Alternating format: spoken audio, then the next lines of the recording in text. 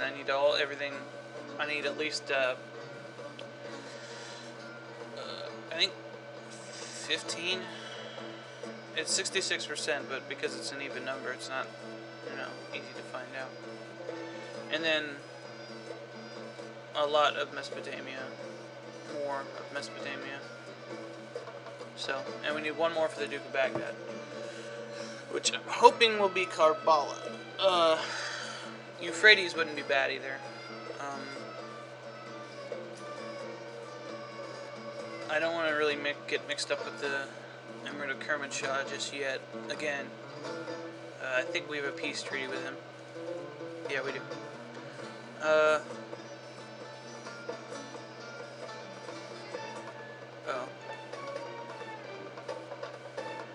I guess I don't.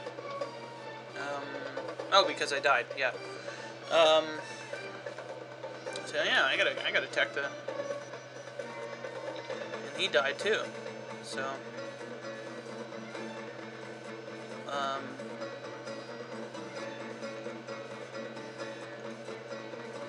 Yeah. We outnumber him 10 to 1. But I don't really have any real want to attack them right now, so. Anyway, the point is, we need to tread lightly with our severely wounded king. I mean, I got a bunch of sons, which is good. So, and he's turning out pretty good. So, for an 8-year-old anyway. So things are going pretty well right now.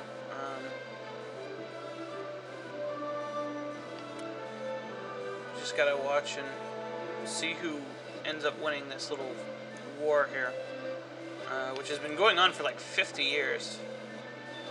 We've actually intervened twice and got 2 provinces out of it, just out of, yeah. So I'm going to keep an eye on a few things. Keep an eye on this, keep an eye on that. I will capture that as soon as I get down to 1.4 or 1.3 or something. Keep our eye on this situation here, because Denmark is involved. Because of this. I don't really care about Spain, but I need to keep an eye on it, because the Pope owns a lot of crap. Seriously. And then I'll consider these opportunity targets if they break off of Byzantium. I'm going to attack Byzantium as soon as this is either freed or something. So, if this breaks off, I'll do something with that. So, I'll go back to lowering my reputation and managing the empire until something interesting happens. Well, the Pope declared war on the Cassids, so I really have no choice at this point but to respond.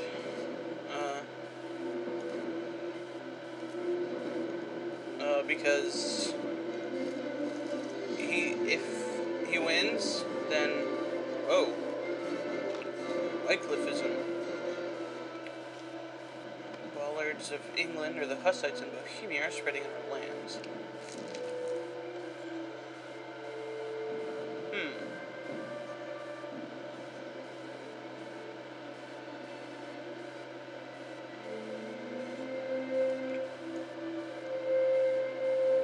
Well, that means they're heretics now. I don't know what's going to come of that. We'll see. They are Catholics, so it's not like it's an Orthodox thing. But we're going to march our dudes over and try to take this before the Pope gets it. And I'll be back when something happens to that effect. Alright, we made landfall and are sieging stuff. But the Pope's also there, so we'll see who gets control of this. Hopefully us, since we're leading. The Pope is leading the siege, so most likely he'll get control over it. But we had to try. I hate it when it gives you advances you already have.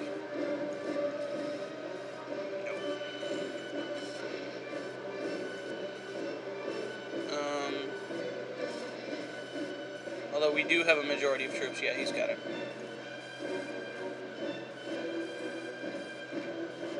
That would be silly. Whatever.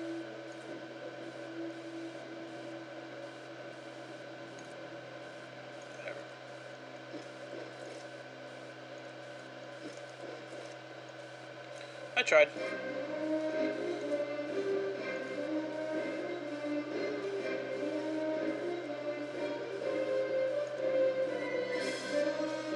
Yep, casteds are gone now. What that does mean, though, is that they might pop up again. Hopefully they pop up in the Pope's land just to be a douche about it, but we'll see. Or the Kermanshaw war with.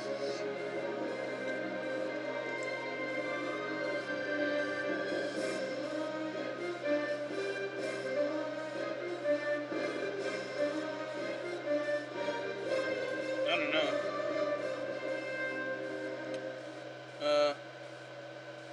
Anyway, back to what we were doing. Well, oh crap. I just realized that we were his friend and ally. Huh.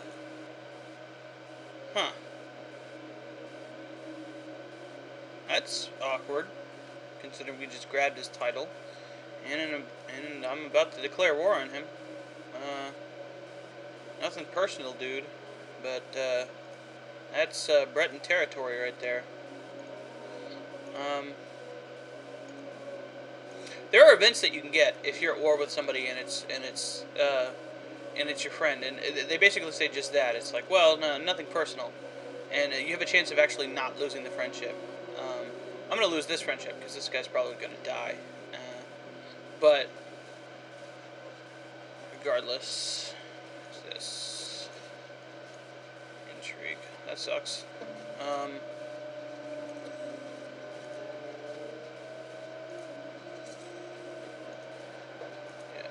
Oh, I was supposed to turn that off, wasn't I? Oh well. I'll turn it off after this recording session. I completely forgot about that.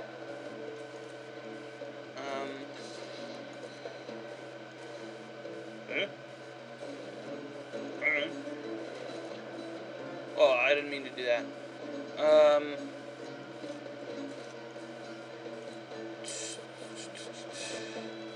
Nothing built here. So let's give him Leon, which sucks. So give him Leon. There we go. Yeah, and he doesn't have enough to claim the King of Brittany until he gets 4, so I'm not too worried about it. I'm not going to give him another one. Most likely, actually, I'll break off these two and give them to whoever I make the Duke of the Breton March. So that'll be all right. But something else I noticed is that this guy is our friend as well. So we're not allied with him though. He's actually allied with Norway and Aragon. That's weird. So that should free up our alliance slot. Yeah. Sicily's already got an ally, so let's look for the Pope. Hey Pope, wanna be allies? I've been falling in love with my wife. Nope. He doesn't want to be allies with me. I have no idea why, but he has so many claims. He doesn't say he's got a lot of claims, but apparently he does. Oh, it's naming claims of things he already holds. Ridiculous amounts of stuff. We'll offer again, then we'll ask somebody else. Let's look. Byzantium hates me, so they won't accept even if they wanted to. Which they don't. The Templars are over here. I don't really care. Oh, it's a family member. Charles. Hospitaliers probably hate me. They don't not hate me.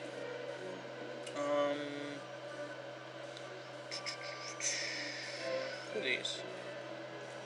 Duchy of Charles. Whatever. That's not very interesting. Oh, I got it. Croatia. No, he's got an ally. Hungary? He's allied with Byzantium. I wonder why he's not at war with... And he's got an ally with Norway. And... He's allied with somebody. What about them? He's allied with something stupid. I don't know. There isn't really anybody around to be our ally. What about Crete? Alan. They're at war with the Turks. I don't know. They try allying with them. No, they hate me too much. And they're allied with Kermanshah, which is funny because they were just at war with them.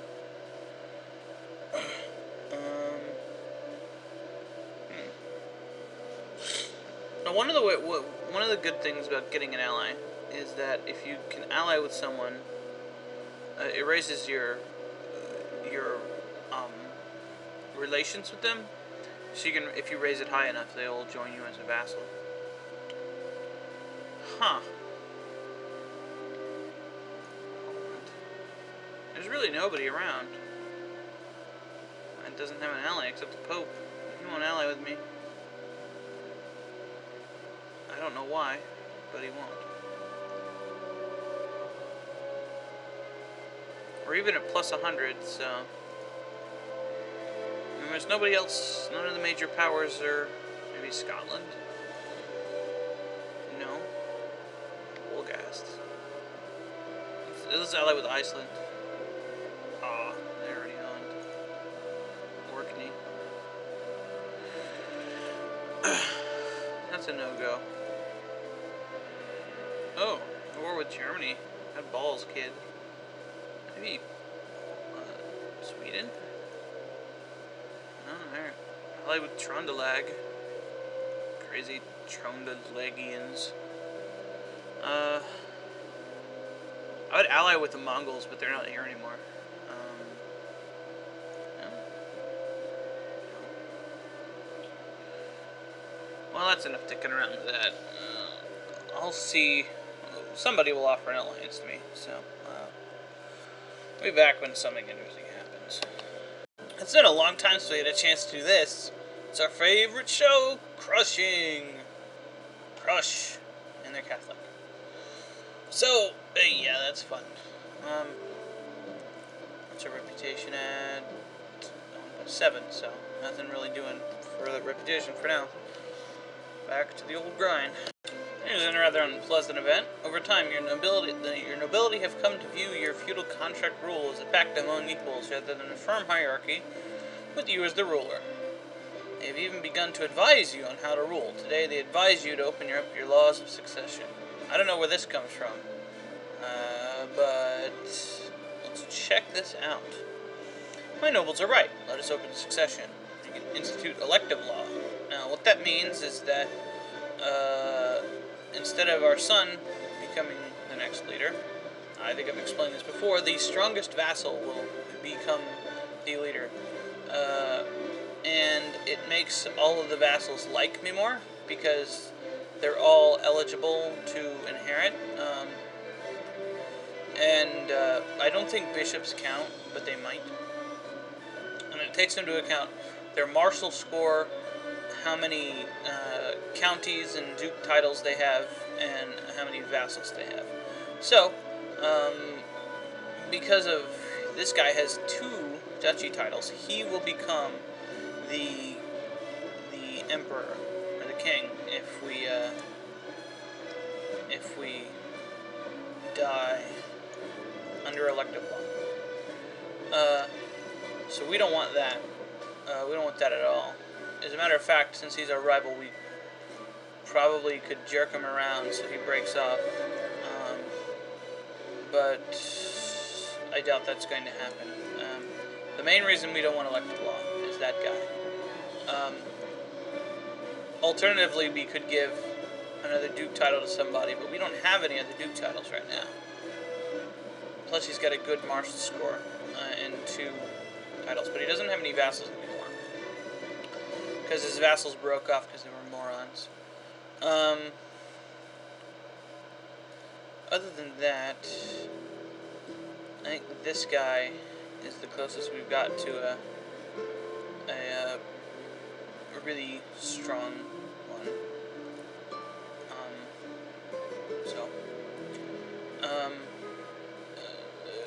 It's probably not the best plan to do right now, since we haven't really set it up to take advantage of elective law.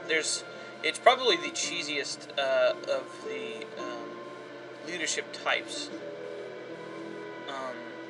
When you get right down to it, because you can pick, you can pick this dude and have a really balanced leader.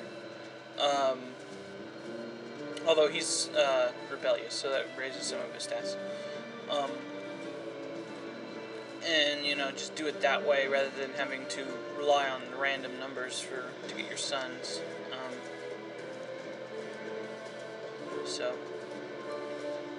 We won't lose because we won't lose unless this guy gets elected, which he will. We could say they are too strong. I must give them concessions. We institute Salic Gable Cut. Now this is worse. I don't know why we would do that. That's dumb.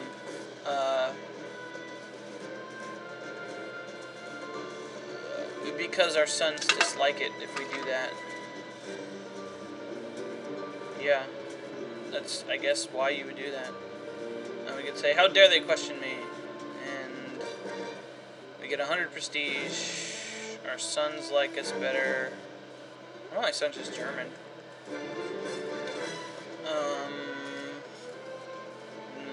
Their loyalty to me goes down.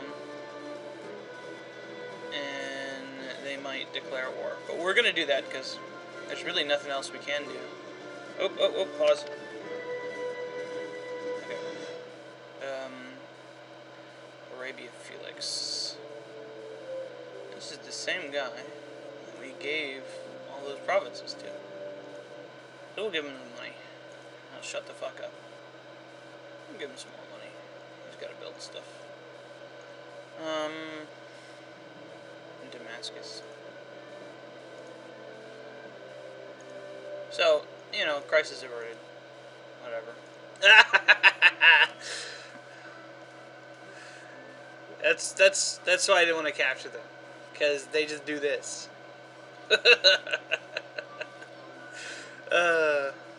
I think I'm probably lucky I've got the Zirid title, or else they would have popped up here. I don't know about the Mamluks. They're supposed to pop up in Egypt, but they haven't. Maybe I was thinking about the conversion thing, but I don't know. It just seems like they trigger anyway, because yeah. So yeah, it's pretty funny. This is actually part of Tunis, so I kind of want it, but I don't really want to deal with them popping up again, because for obvious reasons. But it's just really funny that happened after they knocked him out, just like I said it would. It looks like County of Urbid. Which one is that? Urbid. Which is this? Okay. Declared war on the Duchy of Arabia. Well, we're gonna help our vassal, obviously.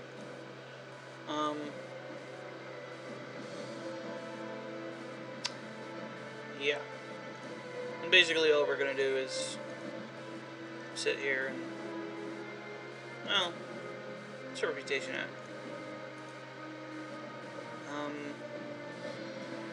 0.3.